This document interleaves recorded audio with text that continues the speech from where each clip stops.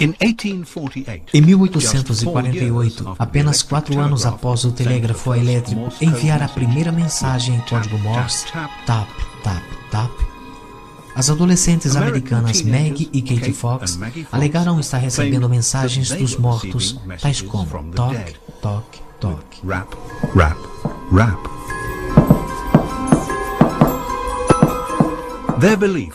Suas crenças de que a personalidade humana continuasse a existir após a morte e tivesse o poder de se comunicar trouxe o nascimento de uma nova religião, o Espiritismo.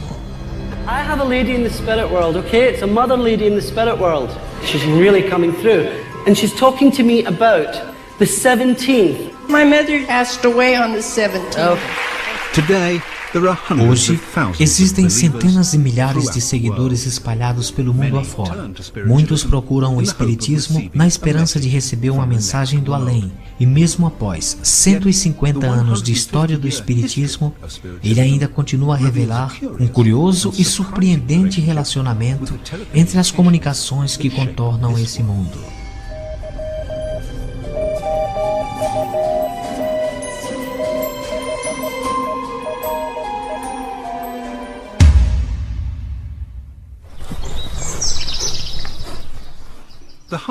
Na casa humilde onde o Espiritismo surgiu, em Hartsville, um distrito rural do estado de Nova York, logo após a família Fox ter se mudado, a casa começou a ecoar batidas e vibrações misteriosas.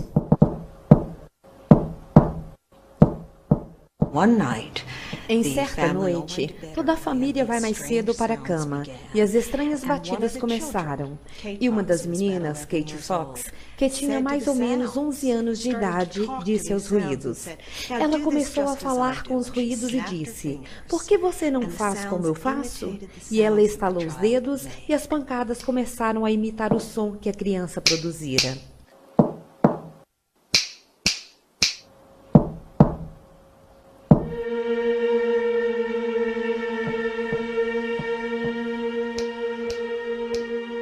Kate e sua irmã Maggie estabeleceram um código simples de sim ou não e perguntavam ao som como se esse fosse uma pessoa.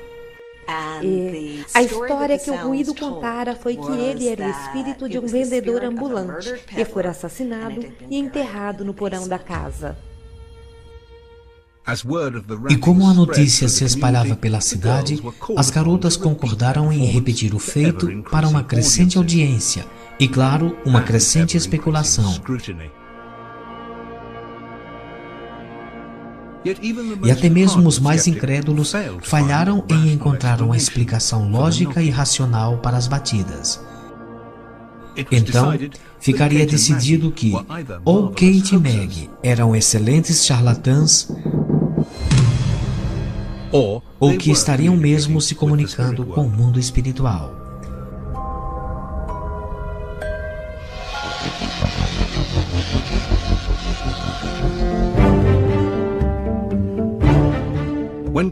Quando Kate e Maggie Fox alegaram que podiam se comunicar com os mortos, o mundo estava se transformando rapidamente.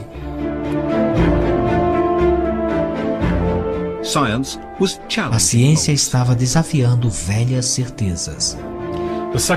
A segunda metade do século XIX testemunhou mudanças enormes na maneira de se praticar a ciência, e reivindicações científicas e o desenvolvimento tecnológico. Tantas novas invenções estavam mudando as fronteiras do possível.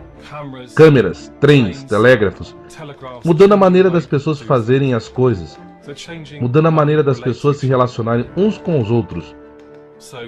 Também, o telégrafo transatlântico permitiu que as pessoas se comunicassem através do Atlântico, e o imenso Golfo também foi conectado. Havia tantas coisas novas, parecia que qualquer coisa era possível. Se as pessoas podiam se comunicar através do telégrafo, então por que este mundo não poderia se comunicar com o outro? E acho que o que estava acontecendo deu a Kate e Maggie um suporte maior de legitimidade. As pessoas as levavam a sério, porque aparentemente havia muitos milagres acontecendo em torno deles. Os acontecimentos na casa das irmãs Fox deram início ao Espiritismo, uma religião baseada em contatar espíritos de pessoas após a morte. As comunicações, através de batidas diferentes, espelharam a nova tecnologia do telégrafo. Os espíritas veem o telégrafo como um símbolo do que eles fazem. Eles estão fazendo uma ponte sobre o abismo entre os vivos e os mortos. Eles estão usando um tipo de telégrafo celestial, como são chamados, que nos permite comunicar com os nossos falecidos entes queridos. Apesar de suas crenças em vida após a morte não ser nenhuma novidade, os espíritas afirmam que as comunicações com os mortos eram bem-vindas, eram revolucionárias.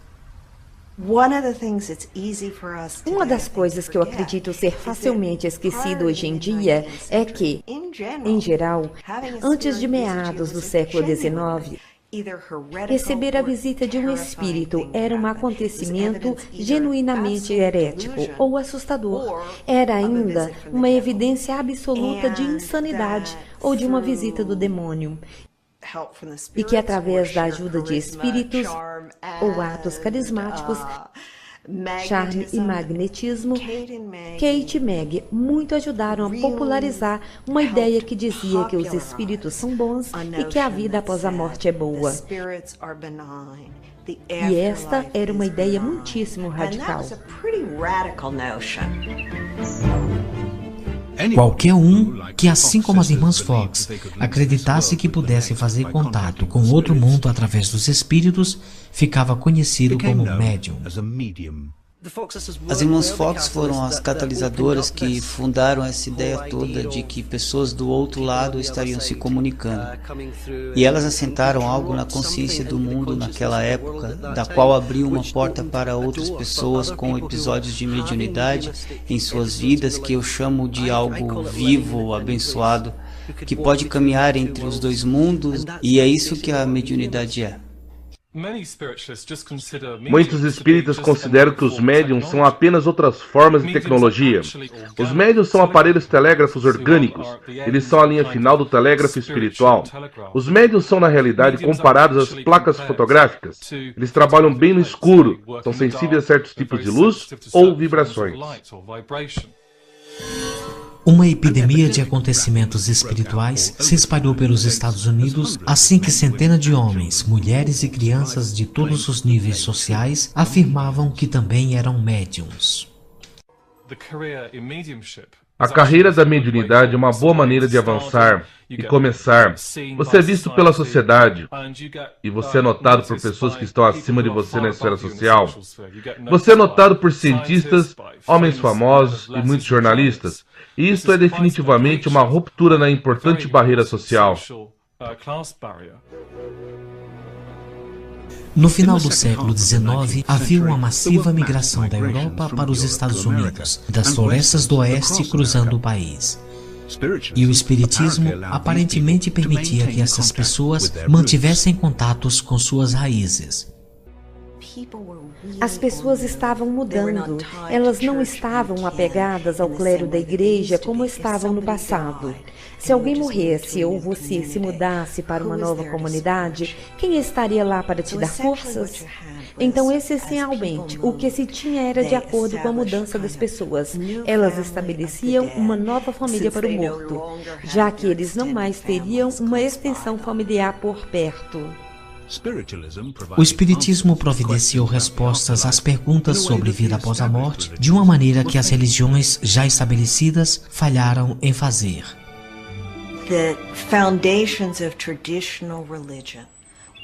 O fundamento das religiões tradicionais estava sendo desconsiderado, em partes por descobertas científicas. A geologia estava questionando a respeito da verdadeira origem e idade da Terra e de seus habitantes. E então, mesmo as pessoas que tinham medo, e ainda têm medo hoje em dia do céu e inferno, pelo menos agora têm um senso de que entendeu como a vida pós-morte deve ser. Agora, as pessoas estão morrendo, porém, a noção de vida pós-morte é trazida em questões. Quem sabe? E se for apenas um grande vazio? E o que começou a acontecer foi que o Espiritismo estava nos dizendo que deveríamos ter uma visão confortadora da vida no além. Não havia inferno. Então, de alguma maneira, o Espiritismo eliminou a ideia do inferno e do grande vazio.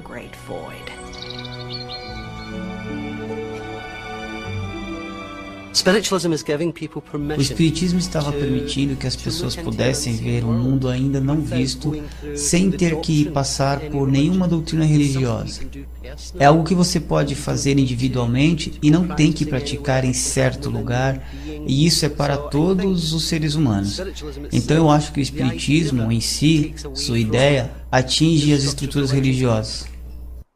O contato direto com espíritos nos oferece certezas de uma mudança rápida em um mundo de incertezas.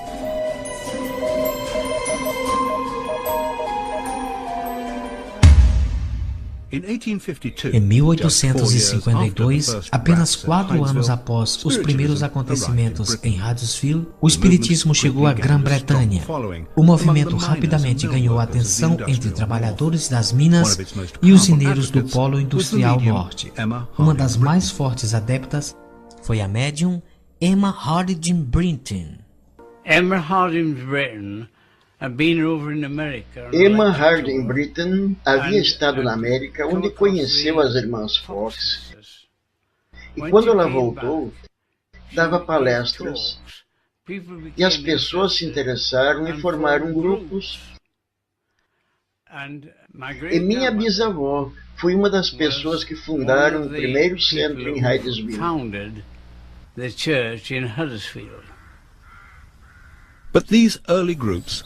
Porém, esses grupos pioneiros não eram tão populares assim. A Igreja da Inglaterra acusou os espíritas de evocar os mortos, uma prática proibida, sob a acusação de práticas de bruxaria de 1735. O ato da Igreja logo causou a hostilidade vinda da mídia e do público. Minha bisavó realmente aderiu a essa causa para representá-la porque as pessoas estavam tentando despedaçá-la. Mesmo sabendo que era algo novo, o Espiritismo, e claro que as pessoas sempre evitando algo que não conhecem. E acabam se virando contra, então. Os espíritas tinham suas janelas apedrejadas porque praticavam o espiritismo.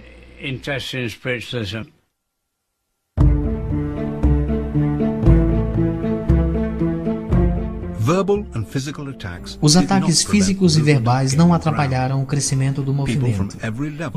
Pessoas de todos os níveis da sociedade vitoriana corriam para os centros quando os médiuns convidavam os espíritos a se comunicarem. Esses eventos começaram a ser chamados de mesas girantes. Além das batidas e manifestações, a presença dos espíritos era indicada por outros fenômenos físicos. Mensagens espíritas eram soletradas usando cartões como letras, placas, batidas em um tamborim e vozes vindas do escuro. O problema que vemos é que isso levou à especulação e sempre houve charlatões visando obter lucro. E para cada médium genuíno havia 4 ou 5 que não eram. E então acho que havia muitas coisas que eram encenadas. Muitas pessoas pensam que os espíritas do século XIX eram ignorantes e leigos, mas do que eles se esquecem é que muitas dessas pessoas que estavam interessadas no assunto desde o começo eram advogados, médicos, cientistas e pessoas que estavam acostumadas a perguntar sobre tudo. E estas são as pessoas que foram lá, viram e acreditaram. E elas não eram ignorantes. Acima de tudo isto, era a natureza da ciência. O fenômeno espiritual mais sensacionalista de 1850 foi o das mesas girantes. Os atendentes das sessões colocavam as mãos sobre a mesa e esta então começava a girar. Ela balançava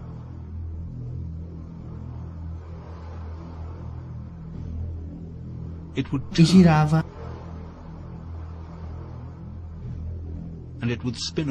e se movia pelo chão. As mesas girantes foram uma loucura porque se tratava de um espetáculo. Isto aconteceu antes da televisão e de outras diversões que temos hoje em dia. As pessoas que faziam isto sabiam que a mesa estava se movendo sem nenhum envolvimento. Estava sendo girada por alguma força estranha. E algumas pessoas acreditavam que esta força vinha de espíritos dos mortos. Outras acreditavam ser o demônio e outras acreditavam ser charlatanismo. Para a Inglaterra vitoriana, somente a ciência poderia estabelecer a verdade. A experiência científica mais famosa até hoje é a de Michael Faraday.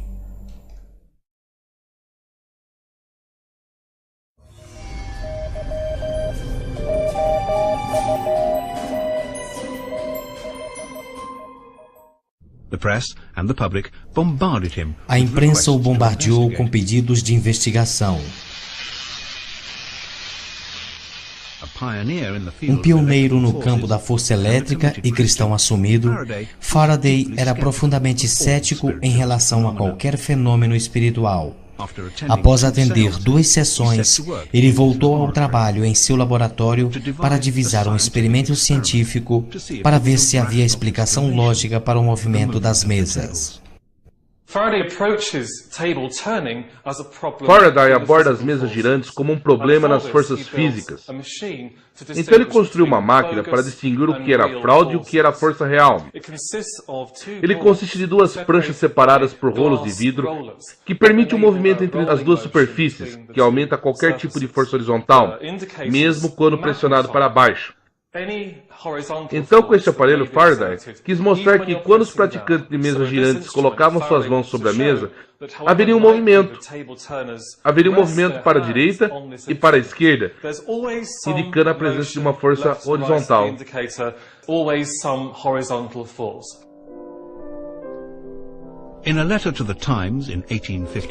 Em uma carta para o jornal Times em 1853, Faraday rejeita qualquer causa sobrenatural como sendo sem sentido.